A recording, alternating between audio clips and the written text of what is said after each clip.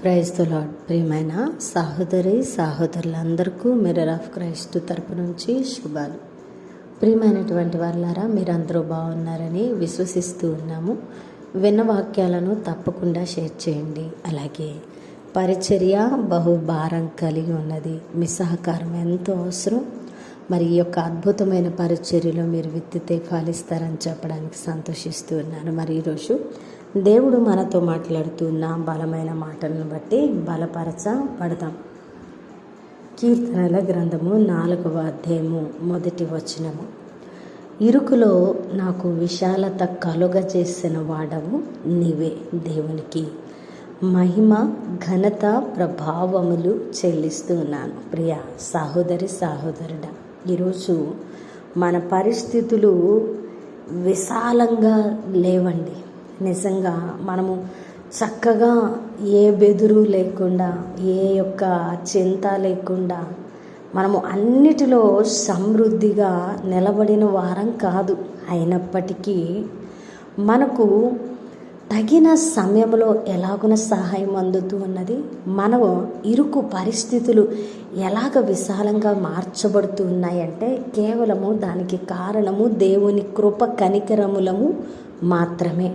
ఎందుకంటే మన పరిస్థితులు ఎంతో ఇరుకుగా ఉన్నప్పటికీ ఆయన మనకు అక్కడ కూడా, ఆ పరిస్థితిలో కూడా మనకు సమాధానాన్ని ఇచ్చి, ఆ పరిస్థితిలో కూడా విశాలతను కలుగజేసి, ఆ పరిస్థితిని కూడా మనకు అనువుగా మారుస్తూ ఉన్నారు. అదే దేవుని కృప.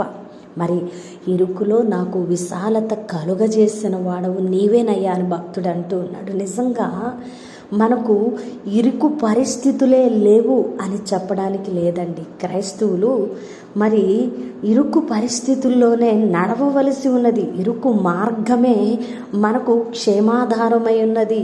ఇరుకు మార్గమే జీవానికి మార్గమై ఉన్నది. కాబట్టి ప్రియ దేవుని బిడ్డ, ఇరుకు పరిస్థితులను బట్టి నువ్వెప్పుడు కూడా దిగులు చెందవద్దు. ఎందుకంటే ఆ ఇరుకే మనకు విశాలత కాబోతూ ఉన్నది. ఎందుకంటే మనతో ఉన్నది మనుష్యుడు కాదు, కానీ సర్వశక్తిమంతుడైన దేవుడు.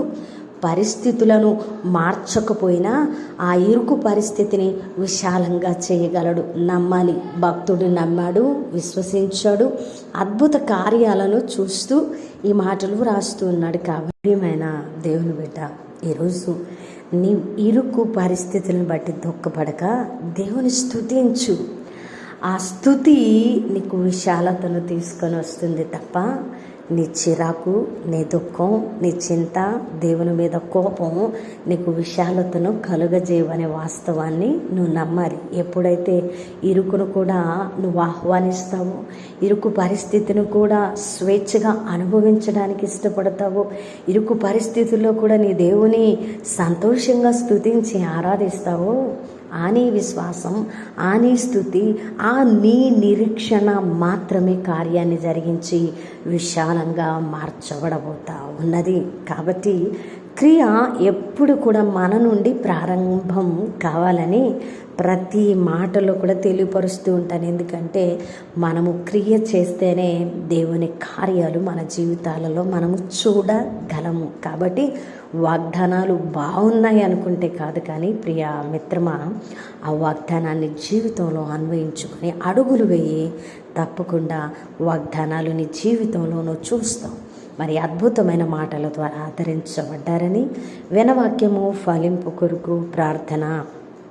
పరిశుద్ధుడా, ప్రేమ కలిగిన తండ్రి, అద్భుతమైన మాటల ద్వారా మాతో మాట్లాడినందుకు వందనాలు. అవునయ్యా, ఇరుకులో మాకు విశాలత కలుగా చేసిన వాడవు నీవే అయ్యా. నాకు ఎన్నో ఇరుకు పరిస్థితులు ఉన్నాయ్యా, అయినా ఆ ఇరుకులో కూడా నిన్ను స్తుతించడానికి అయా, నిన్ను ఆరాధించడానికి అయా, నీ సాక్ష్యాన్ని ప్రకటించడానికి నేను ఇష్టపడుతున్నానయ్యా అని ఏ బిడ్డైతే నమ్మి ఒప్పుకున్నదో వారు విశాలత మార్గాలు చూడబోతున్నారని నమ్ముతున్నానయ్యా. అయా, ఈ పరిచయకు సహకరించే ప్రతి చేతిని నూరంతలుగా దీవిస్తూ చేస్తున్నందుకు వందనాలు. వారి కష్టార్జితాన్ని ఫలింపు చేస్తున్నందుకు వందనాలు. వారి మీద మెండైన దీవెనలు కుమ్మరించండి ప్రభువా. ఇంకా అనేకులను నడిపించండి. ఈ పరిచర్యలో బహుగా అనేకులు ఫలించడానికి సహాయం చేయండి. అయా నాయన, చేసిన ప్రార్థనకు దీవెన జవాబిచ్చారని నేను నమ్ముతూ ఈ ప్రార్థన నజరుడనే యేసుక్రీస్తు నామమున సమర్పించి అడిగి వేడుకున్నాము తండ్రి, ఆమేన్. ప్రియమైన దేవుని బిడ్డలారా, విన్నవాక్యాన్ని తప్పకుండా షేర్ చేయండి. పరిచర్యకు సహకరిస్తారని విశ్వసిస్తున్నాం. దేవుని చిత్తమైతే మరలా కలుసుకుందాం. దేవుడు మిమ్మల్ని దీవించునుగాక. ఆమేన్.